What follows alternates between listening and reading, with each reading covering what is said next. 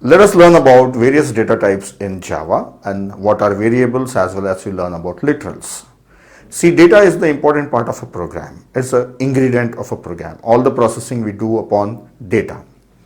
Now, when the program is running in the memory, a program should hold the data temporarily in the memory, not a permanent on the hard disk, in the memory. During the execution of a program should hold the data.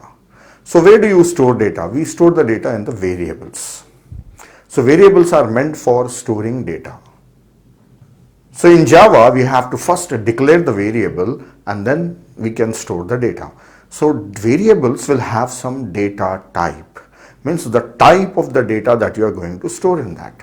So there are some predefined types of data, that is data types, available in Java. We will study about those. Then whenever we want a variable, we have to select any one of that data type and we should declare the variable of that type. So let us see what are the data types available in Java.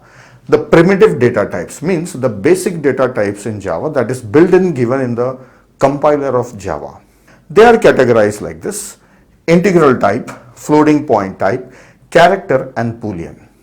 So integral is they can have any numeric value without a decimal point, integral. Then floating point, they can have numeric value with decimal point. And then character, this is just for storing a character, and then boolean. This is for storing true and false. Under integral, we have byte, short, int and long. All these are of same type, but they are of different sizes. So here I have a table of all these data types here. Now showing the type and its size and the range of values and what is the default value they can have. So you should have the idea of this table. You should remember all these data types and their sizes and some of the ranges. Default values are very simple. So let us study what is there in the table.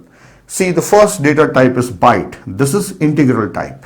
Here you can see this is integral type, comes under this category, and it takes just 1 byte. And in 1 byte, the range of values that we can store is -128 to 127. This is the range of values. In 1 byte we can store this. 1 byte is 8 bits. So in 8-bit capacity, that is the minimum and maximum number we can store. So negative to positive. So all these data types, they support both positive as well as negative numbers. Now let us come to short. Short takes 2 bytes and this is the range. You should remember this range, -32768 to 32767. Then this is the most commonly found data type. This is there in C and C++ also. So it takes 4 bytes in Java and this is the range. It's better if you remember this range, right? So up to here you should remember the range.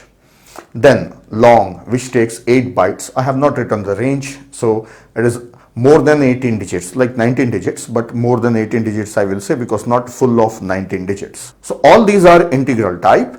If you observe, the sizes are different. So if you have a smaller integer number, then you can go for a byte. If it is little bigger, then you can go for short and so on. So depending on the size of the data that you are going to store, you can take a suitable data type.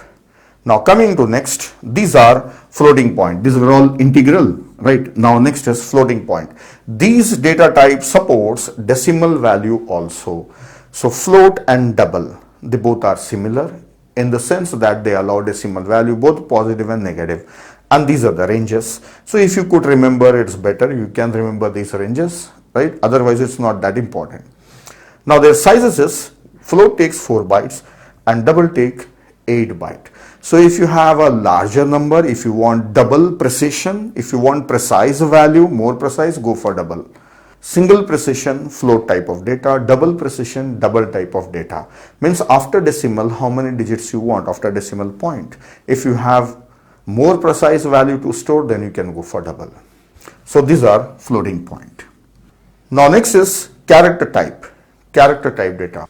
See, Java supports other natural languages apart from English. In C, C++, you have the support for only English alphabets, but in Java, it has support for other natural languages also, like Hebrew, Arabic, Japanese, Chinese, and so on. So it supports various other languages and their alphabets. To support that, it takes character as 2 bytes, because for all other languages we have the codes called as Unicode, but for English language the codes are ASCII code. So Java supports Unicode, and ASCII code becomes the subset of Unicode. So for supporting all other languages, it takes 2 bytes. And character cannot be negative, so it supports only positive type of values ranging from 0 to 65535. If you know Unicode of any alphabet, you can mention the Unicode. For knowing Unicodes, you can visit a website called unicode.org, or in Google, if you can search, you can find Unicodes for various natural languages and their alphabets. So you can pick up any alphabet and you can use it. Then lastly, Boolean. This is true and false. If you're coming from C++, you may be knowing that 0 means false and 1 means true. But here in Java, true keyword, true is used, right? It's a reserved word or keyword, that is true is used or false is used. So true here doesn't mean 1. True is true only and false is false only. So how many bytes it take, it is not mentioned. It depends on the environment or a JVM. So but we say that minimum it takes 1 bit, right? Or at most it may take 1 byte also. So exactly how many bits or how much memory it takes, we cannot say that. So it can hold either true value or false value. Now if you look at the default values, all are zeros only, except this one, false, right? It is false. It's not 0, it is false. So that's all. These are the data types. Now I will remove this and I will use this data types and declare some variables, and also I will tell you about literals. So that I will continue to the next video.